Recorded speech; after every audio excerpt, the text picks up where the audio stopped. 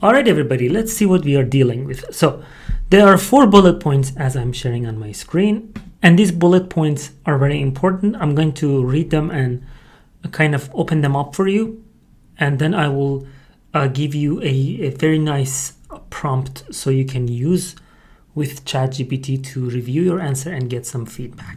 So let's get to the first point. It says answers the question with appropriate and coherent elaboration. Whatever the question is, remember, you will be asked 2 types of questions. The first questions will be kind of factual, like, for example, asking about you directly, for example, whatever your plans are, some factual information. And then as we go to the end of the section, the questions will be more opinion based. So they want to see your point of view.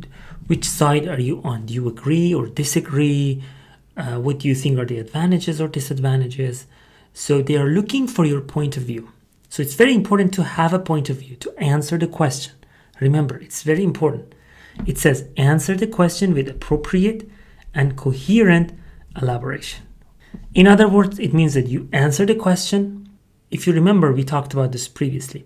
So you answer the question at the beginning, and then you develop your answer by giving some reasons, examples, and some facts and statistics and whatever you have to support your answer. So that's very important. The second point is maintains a good conversational speaking pace. Very important. Remember, what is a good conversational speaking pace? It's a natural and understandable speaking pace. So do not go very fast. Do not go too fast or too slow. If you're too slow, it means that you have too many pauses. It's going to be a problem.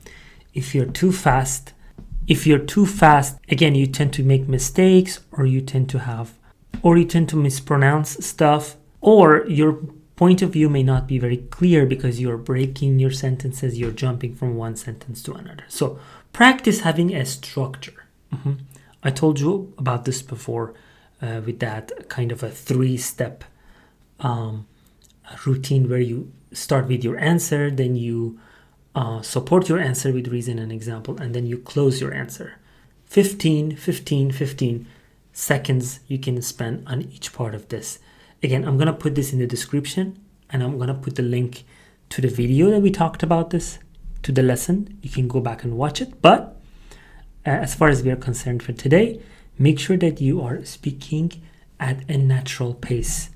Not too fast, not too slow. Remember, if you answer the question effectively and completely, and you don't have too many pauses, your pace is probably in the ballpark. Okay, moving on to third point. It is intelligible and makes good use of rhythm and intonation to convey meaning. So natural, again, intonation. Your voice goes up when something is important. Your voice goes down when something is not important. These are natural features of English language. We may have different intonations based on our mother tongue and our native language, but it is easy to practice. For example, my students who are from Iran, they usually have a flat intonation.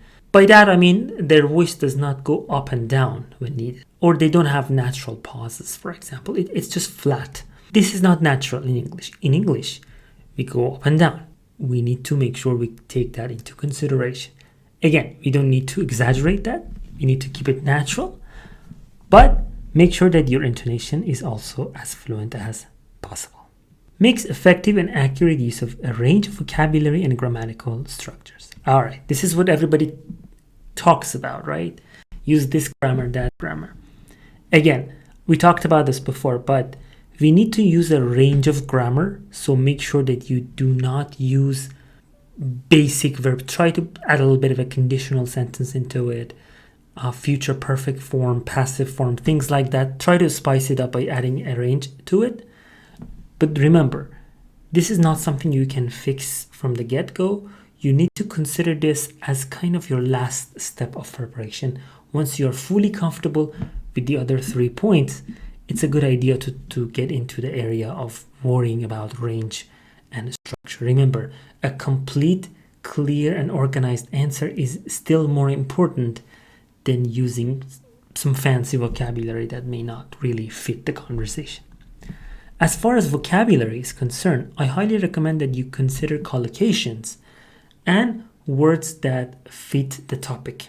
I did a post about most common topics in TOEFL, and I'm gonna put the link of that also in the description, so please find it out. I put a complete list of topics that you may see in TOEFL speaking exam, and it's a good idea that when you're practicing, you get questions from these topics and you make sure you're comfortable using a wide range of grammar and especially vocabulary for this kind of question. Okay, so let's say you did the practices, you recorded your voice, now you're ready to get some feedback, all right? I'm gonna put a very basic and simple prompt into the description. You can, of course, change some parts of it. Use ChatGPT or any other AI. I usually recommend ChatGPT because in my experience, the free version gives you a better response than free versions of other AIs. I tried Perplexity, Cloud, Gemini, and others, and their feedback was not really consistent. But ChatGPT is getting better and better. So again, in my experience, I got better results, especially from the free version. In any case, use this prompt in whatever AI that you're using, and then you will receive a feedback. And then, of course, you can upload your recording and then use the prompt. And then that, let's say ChatGPT will give you a kind of a list of a feedback, and then you can work on that feedback. So the feedback can range from, for example, anything from your pronunciation, your grammatical mistakes or whatever. But what matters most is that you know what your pain points are, and then you can work on them next time, and you can even ask AI to give you suggestions on how to improve those.